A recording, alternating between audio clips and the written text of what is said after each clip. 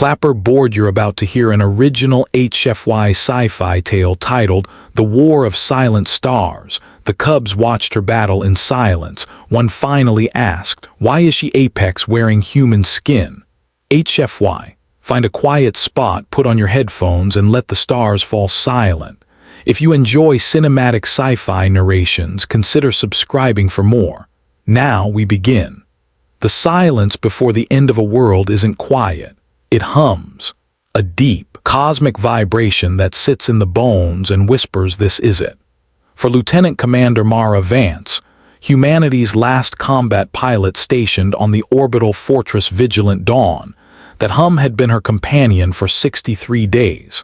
63 days since the Voidborn Armada shattered Earth's outer defenses.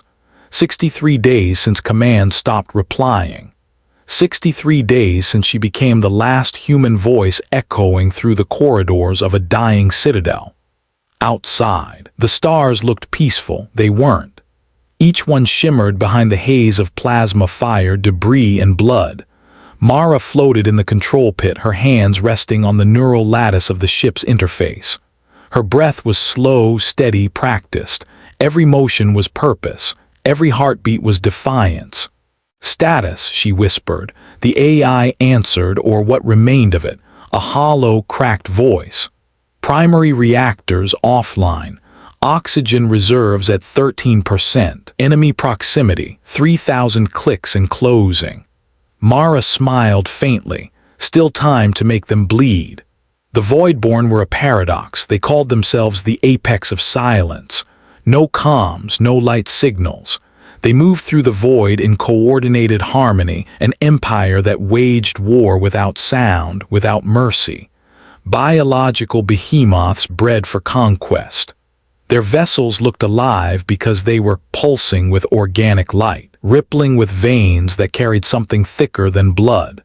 To them, humanity was noise, too loud, too chaotic, too alive.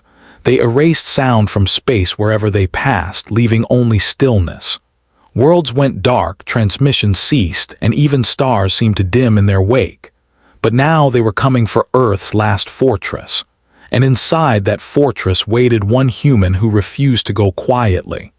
The young of the apex watched from their broodship's observation pit, small, horned silhouettes pressed against the viewing membrane. They had never seen a human before, not alive. Their matriarch, the warlord Zhurkal, had told them that humans were vermin, clever, cruel, desperate creatures of noise. The cubs were curious, fascinated, even afraid.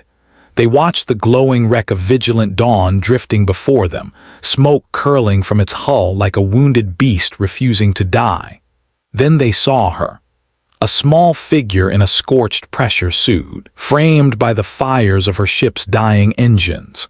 She was outside, walking the hull, patching holes, bleeding oxygen into the void, her faceplate cracked, and still she moved, slowly, deliberately, like a predator pretending to be prey. One cub whispered, his voice tremulous through the brood channel, "Why is she not dead?" Another answered softly, "Because she does not know how." And the smallest of them, his frills twitching, whispered the words that would echo across generations. "Why is she Apex, wearing human skin?" Mara didn't hear them, of course. She was busy rewiring death. Her ship had no weapons left, just the reactor core and a failing jump drive. But she had an idea, one only a human would dare to try. She would turn the jump core inside out, invert it, and collapse the fortress into a gravity spear. A last strike that would impale the enemy fleet across dimensions. Her gloves trembled as she fused cables together with the edge of her wrist blade. One wrong connection and she'd vanish before she could scream. But that was fine. The silence would be their grave, not hers. When the Apex Warfleet arrived, the void itself seemed to hold its breath. 10,000 organic cruisers surrounded Vigilant Dawn, their flesh sails unfolding like black wings. Pulses of bioluminescent light rippled through them, battle hymns sung without sound. Their matriarch, Zhurkal, gazed at the human ship from her throne of living bone.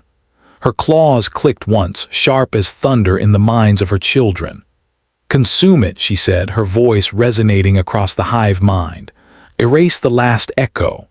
The cubs waited wide-eyed as the fleet unleashed its first volley. The beams struck, metal screamed, the fortress cracked like glass, but it did not die. Deep inside, Mara's breath hitched. The hull tremors shook her ribs.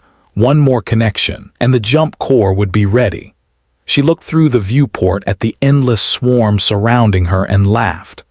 "Come on then," she said to no one. "Let's see if gods bleed." The ship's core began to hum. Light swirled around her boots. The air shimmered like the surface of a star. She could feel her atoms stretching, her consciousness bleeding into the lattice, merging with the dying machine. The AI whispered weakly, "Human, this will destroy you." "Good," she said. "Make sure it hurts." To the apex, the next few seconds were incomprehensible. The fortress, broken and silent, suddenly moved. Its engines flared blue-white, bending space like liquid. It should not have been possible. Humans didn't have the energy reserves for such power.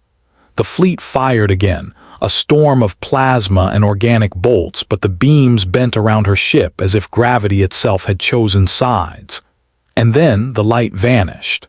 A second later, reality screamed. The jump core imploded and re-expanded, a wave of gravity ripping through the system. Ships crumpled, flesh ships tore apart, the matriarch's command vessel shattered into fragments of bone and ichor. The cubs screamed inside their pods, but the scream made no sound, because the silence had turned on them. In the center of it all, the human stood, or something like her. Her body was gone, replaced by a silhouette of burning white, wrapped in the shrapnel of her ship, a figure of plasma and armor shards, eyes glowing like dying stars. She looked alive, but more than that, awake. The neural lattice had fused with her consciousness, anchoring her between space and void. She was no longer human, not entirely. She was the weapon she'd built, and she was angry. She tore through the remaining apex cruisers like a storm of light. Every movement was precision and fury. Each enemy that approached her simply ceased to exist. The cubs watched from their crippled carrier, trembling. They had never seen anything move like that, not in all their genetic memories, not in any tale whispered by their elders.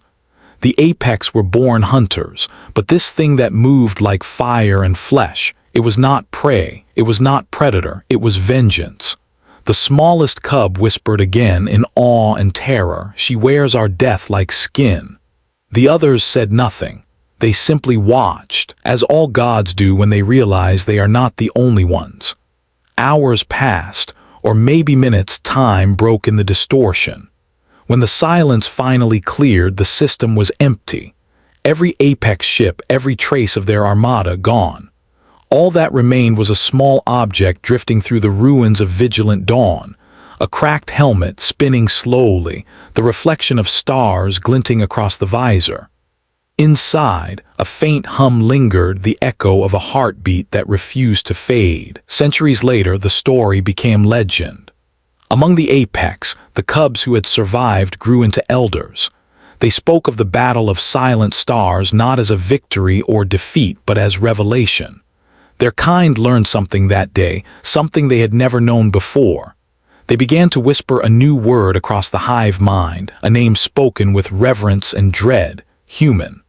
They painted her image on their walls, the figure of burning light wrapped in broken armor, the one who had faced silence and screamed back until the stars themselves listened.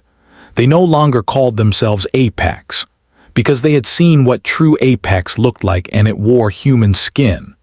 When Earth was rebuilt centuries later, explorers found fragments of the old fortress scattered across the void. One data shard survived. It contained a message, corrupted, faint, but still decipherable. "Tell them," the voice crackled, weak and distant. "Tell them silence can break, but we don't." And beneath that recording, engraved into the metal by hand, were 5 words scratched in blood and defiance: "Still here.